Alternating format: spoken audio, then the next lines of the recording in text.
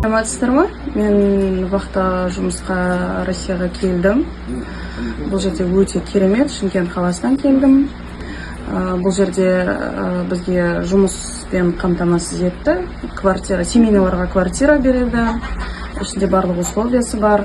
Бұл жерде еще общежитие бар. Іші өте таза, керемет. Бригадирлардың, менеджерлардың отношениясы бізге өте жақсы.